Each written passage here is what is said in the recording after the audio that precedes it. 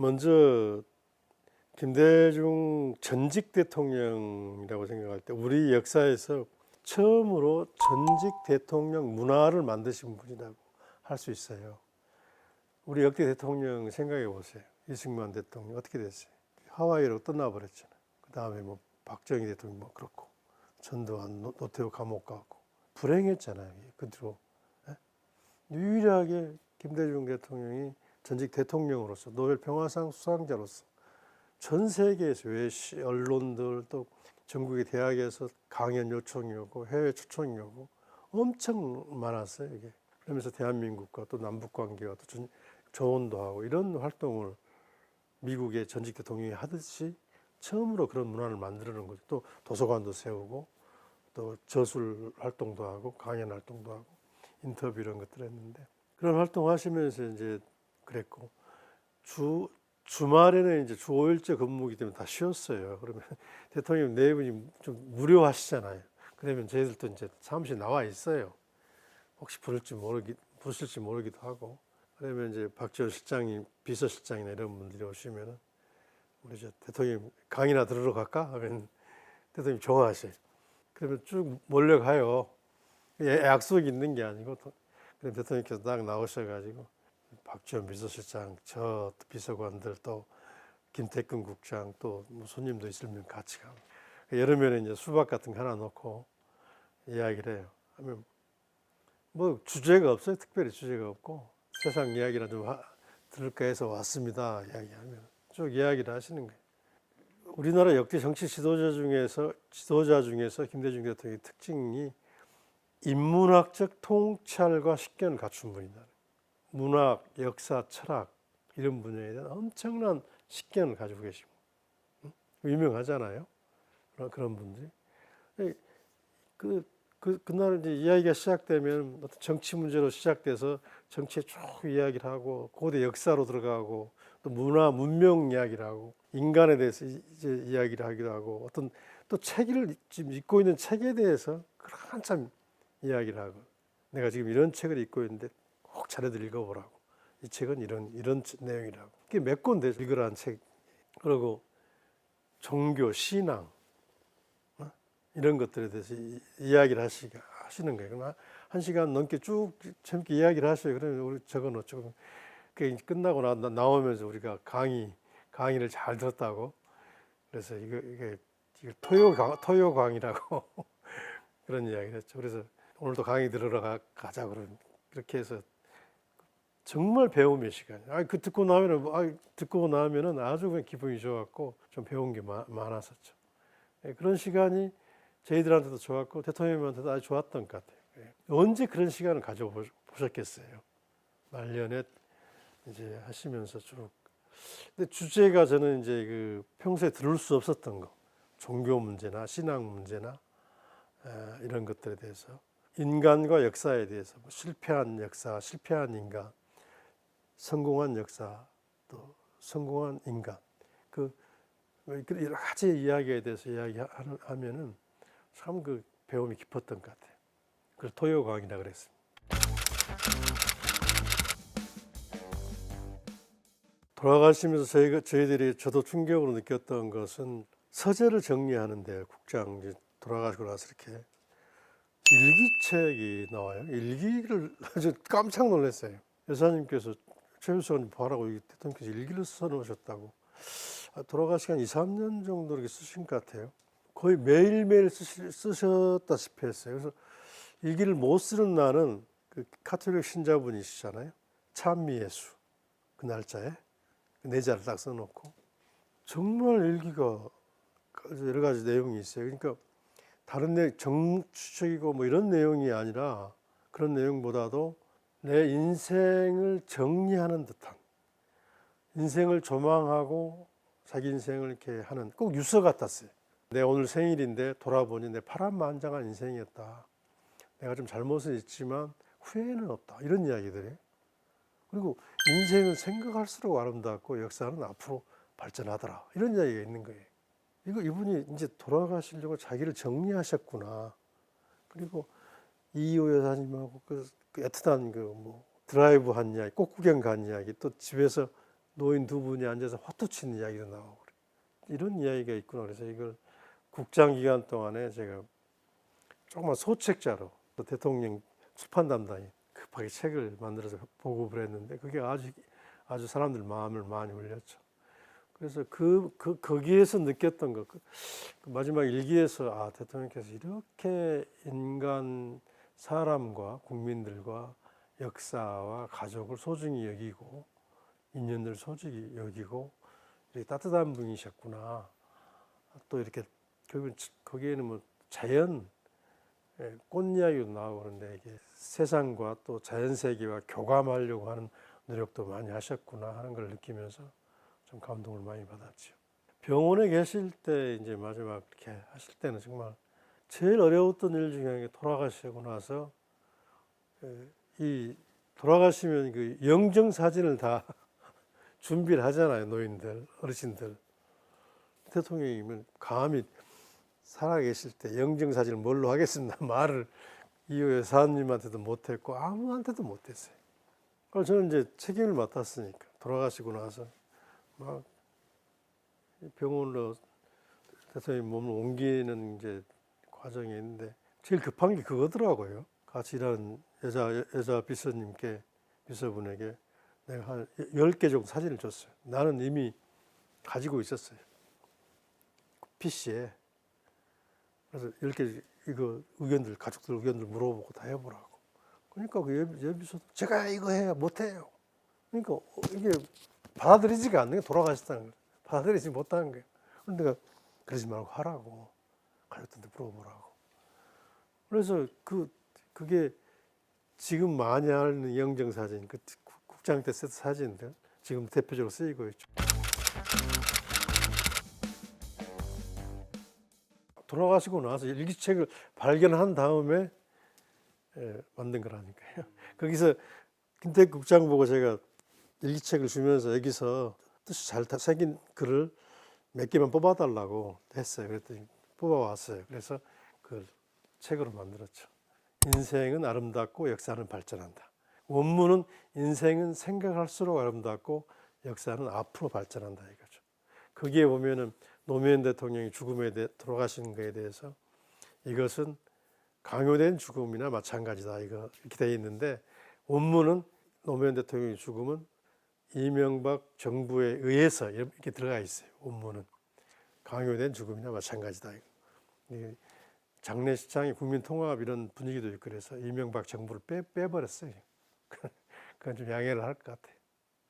강요된 누구는 알겠죠. 강요된 죽음이다 이렇게.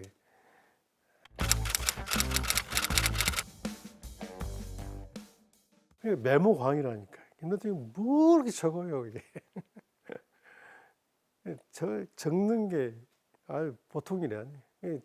적는다는 걸 제가 강의할 때도 이야기하지만 이 손으로 적는 게 중요해요. 요즘 워드만 이렇게 적어가지고 적는 과정에 뇌를 훈련시키면서 자기 지식화하는 과정, 자기 지식으로 만드는 과정, 또 기억에 의존하지 않으려고 하는 것도 있고 그렇게 일기를 썼어요.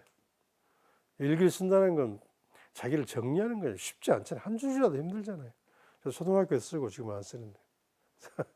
손숙 연극 하셨던 분이 이 일기책에서 어느 것이 가장 좋습니까? 물어봤거든요. 일기책에 그게 있어요. 오늘 하루 종일 아내와 함께 있었다. 너무 기쁘다. 그런 기절이 있어요. 그 기절이 너무 최고다. 오늘 아내와 함께 있었다 이거예요. 이호 여사랑 하루 종일 있었다 이거. 너무 기쁘다. 대통령을 지낸 노벨 평화상 수상자 최고 지도자, 그 카리스마 있는 분인데 그런 심성이 나타난 거죠. 김대중 대통령을 평가하는 사람 중에 이런 규절이 있어요. 퇴임 후에 돌아가시고 나서 여러 평가들이 나오는데 성품을 평가하는 나는 그 정확하다고 보는데 어떤 외국인이 하는 분들 정치인으로서의 카리스마와 휴머니스트로서의 감성을 동시에 갖춘 독특한 성품을 갖는 분입니다. 카리스마 있는 사람이 정치인이 부드러운 감성 안 어울리잖아요. 근데 김 대통령은 다 가지고 있다는 거예요. 눈물의 정치인이라 그러잖아요. 김 대통령 눈물 하면 그 엄청 많잖아요. 이게 정말 어렸을 때부터 나는 겁 많은 소년이다. 겁 많은 소년이었다. 하이도 집에서 저 대나무 숲에서 집 뒤에 귀신 때문에 치과를 잘 못 갔다. 그런 이야기를 해요. 그렇게 겁이 많았다. 그 정치인으로서 용기는 어디서 나왔느냐. 내가 당연히 해야 할 일을 국민과 역사 앞에 해야 할 일을 하는 것으로 생각을 했기 때문에 했던 것. 내가 특별히 용기 있는 사람이라 생각 아니다. 해야 할 일을 하는 것 그런 거예요. 그래서 용기라는 것을 성품의 문제가 아니라 올바른 역사나 정의를 위해서 헌신하는 그런 마음이라고 이야기를 하는 태도라고 이야기를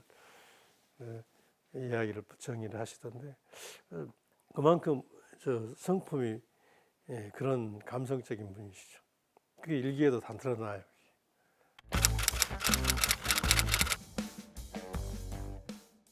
퇴임 후에 너무 아팠어요. 옆에 간호사분들이 이제 간호부장이 있고 또 투석 전담 간호사들이 있고 그랬어요.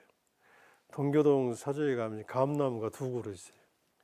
이 모과나무도 하나 있고 또 대나무가 있고 한 번은 대나무가 노래져요. 자네 고향이 그쪽 아니야? 저 담양이 물어봐봐. 왜 그래? 그래서 내가 물어보니까 멋졌다 그러는데 뒤에 관찰력이 대단해. 예. 감나무, 감꽃 잘 열렸느냐 보고 오라 비서들한테 보고 오라 그래.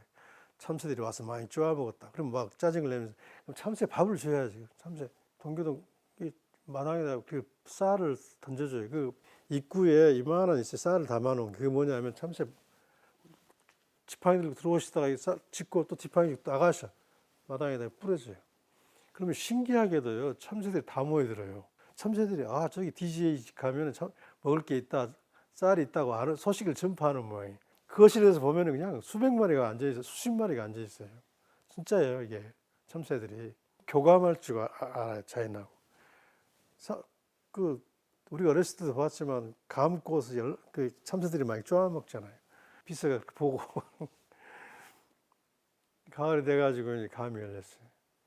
간호하시는 분한테 암개부장 올 가을에 감 따가지고 내가 원피스 하나 사줄게. 여름에 감꽃 필 때 이야기인데 간호부장한테 이제 감 따가지고 감 팔아서 원피스 하나 사주겠다. 예쁜 원피스 하나 사주겠다고 농담을 하신 거예요. 근데 그 가을을 못 넘기고 돌아가셨잖아요. 간호부장 지금도 만나면 내 원피스 감 팔아서 원피스 사주신다고 했는데 그 감이 몇 개나 열리겠어요. 거기 원피스를 어떻게 사요? 그런 농담을 하신다니까. 얼마나 애틋해요 이게. 전남대 강연을 나와가지고 그날 2006년 9월 12일 날 역사적인 강연이라고 했던 날. 그렇게 긴박한 핵심 없는 질문이 들어왔어요. 그랬더니 답변하시기 전에 어떤 여학생이 사회를 봤는데 아까 여학생이 소개를 하면서 이번에 문학 박사 학위를 받았으니까 김대중 대통령은 우리 선배 됐다. 그래, 선배님 잘 부탁드립니다 하면서 사회를 하니까 막 박수 치고 그랬어요. 대통령께 답변을 하시면서 이 사회하신 여학생이 거듭 저를 선배라고 그러는데 저는 오늘 처음으로 전남대학교와 연을 맺어서 여러분이 내 선배고 저는 후배가 되는 것이 아닌가 생각해서 잘 부탁합니다. 그 말을 듣고 나서는 이제 관중과 대통령 사이가 벽이 다 허물어져 버린 거죠. 하나가 돼버리는 거죠. 강의 초창기. 그런 유머는 아주 유명하죠. 그리고 남북 정상회담 할 때도 유머 하나로 끝냈다는 거 아니에요. 김정은 위원장이 방북하는 거, 서울 오는 거에 합의가 안 되는데 고집부로 몇 시간이 걸리니까 김정일 위원장이 김대중 대통령한테 전라도 사람이라 그러냐고 고집이 세다고 김대중 대통령이 아니 무슨 말씀을 그러시냐고 김정일 위원장이 전라도 사람 아니냐고 거기 나는 김해김씨고 김정일 위원장이 전주김씨 아니냐고 에? 그래 당신 전라도 사람이야 당신이 그 전라도 사람이 고집이 센 모양이다 그렇게 한바탕 웃고 나서 문제가 해결됐대요. 유명한 이야기죠 그 이야기. 유머가 아주 대단했어요. 사람들과 긴장감을 확 허물어뜨리면서 대화를 성공시키는 이런 기술들이 대단했어요.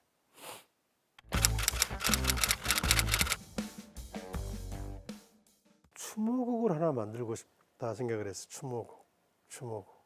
가족들하고 상의하고 내가 그 신영원 개똥벌레 부르는 신영원 가수 있죠. 그분이 대통령님하고 이렇게 교분도 있고 저희들 행사에도 자주 와서 노래도 부르시고 했던 분인데 제가 상의를 해서 국장 때 부를 추모곡을 하나 만들고 싶은데 어떻게 하면 좋냐 그러니까 하루 이틀만 시간을 주고 추모 글은 써주라. 그래서 글을 어떻게 쓰지? 그래서 김태극 국장한테 자서전 쓰시고 있던 분한테 하니까 고은 선생한테 한번 부탁을 해보자. 시인 고은 선생한테. 역시 시인들은 틀려요. 하룻밤 만에 당신은 우리입니다라는 시가 딱 와요. 하룻밤 만에. 근데 그 시가 내가 봐도 너무 좋아. 이게 저는 그 시 가지고 강의를 1시간씩 하는데요. 당신은 우리입니다인데 당신은 민주주의입니다. 당신은 민족 통일입니다. 당신은 세계입니다. 세 규절로 되어 있거든요. 이게 김대중 대통령의 생애와 그 해왔던 일을 다 세 규절로 딱 하는 거예요. 그래서 줬더니 시영원 교수도 하룻밤 만에 곡을 만들더라고요. 그래서 CD를 가지고 오더라고요. 그 선수들이에요, 선수들. 그래서 그 당신은 우리입니다고 하는 그 국장에 불려졌던 지금도 추모시 항상 부르는 노래. 그 노래가 참 저는 그 노래가 부르려고 눈물이 막 나고 그러는데 그 노래가 탄생을 했죠. 그래서 앞으로 그런 문화예술 김대중 대통령의 저술만이 아니라 문화예술 작품들이 많이 나왔으면 좋겠어요. 그림도 많이 나오고 노래도 많이 나오고 그랬으면 좋겠어요. 국장 때 그런 기억이 있어요. 국장으로 치르냐 국민장으로 치르느냐 현충후 대전 현충으로 모실 것이냐 이쪽 동작동 현충으로 모실 거냐. 당시 이명박 정부 청와대에는 대전으로 모시고 또 국민장으로 이렇게 지금 통합됐지만 국민장이 한 급이 낮은 장례 형식 그렇게 오래 했는데 그건 박지원 비서실장이 단판을 지어가지고 다 현충원으로 모시고 국장으로 치르게 됐죠.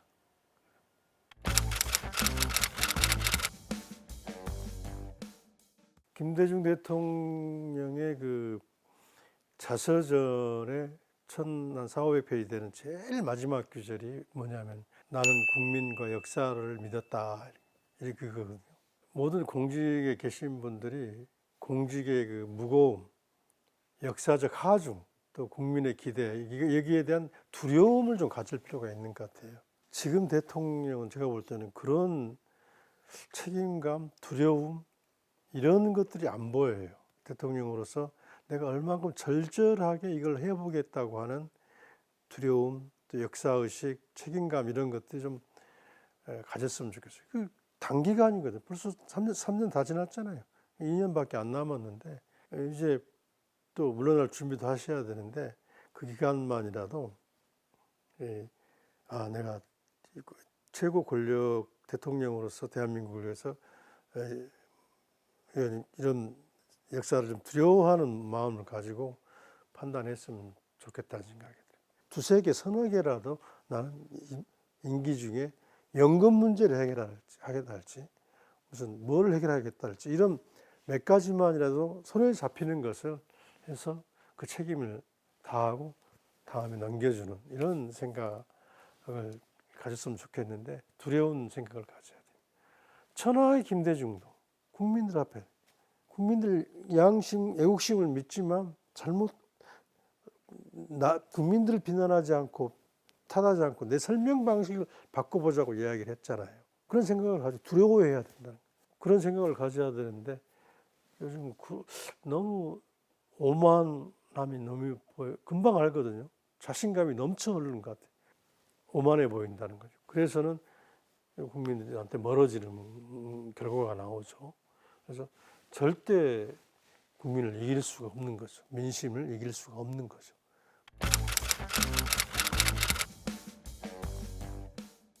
저는 이제 옛날에는 많이 좀 슬퍼하고 좀 그리워하고 했지만 요즘은 그것보다도 즐거워요. 김대중 대통령 생각하면.